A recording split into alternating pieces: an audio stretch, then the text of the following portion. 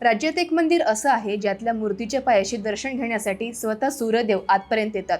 तुम्ही पाहताय wonder of महाराष्ट्राचा 14वा भाग आणि मी बोलते जगप्रसिद्ध लोणार मधल्या दैत्यसुदन मंदिराबद्दल. दैत्यसुदन मंदिरातला किरणोत्सव हा एक अनोखा वास्तुशास्त्राचा चमत्कार आहे, जो आपल्या पूर्वजांचं ॲस्ट्रॉनॉमी आणि इंजिनिअरिंगचं नॉलेज किती भारी आहे ते दाखवून देतो. या दैत्यसुदन मंदिराचं स्ट्रक्चर असं आहे की मंदिरातला छत असूनही सूर्याची किरणे मंदिरातल्या भगवान विष्णूच्या मूर्तीवर, विशेषतः त्यांच्या मुकुटावर आणि थेट पायांवर पडतात.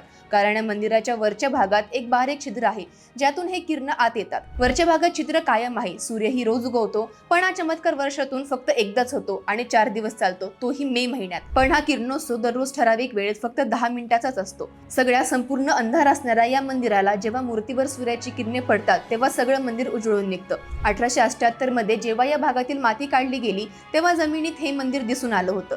चालुक्य काळात राजा विक्रमादित्यने 11व्या शतकादरम्यान हे मंदिर बांधलं होतं असं म्हणतात. हा चमत्कार कसा होतो हे पाहायला लोक मोठ्या प्रमाणात गर्दी करतात. तुम्ही हा किरणोत्सव पाहायला उत्सुक आहात का? कमेंटमध्ये नक्की कळवा.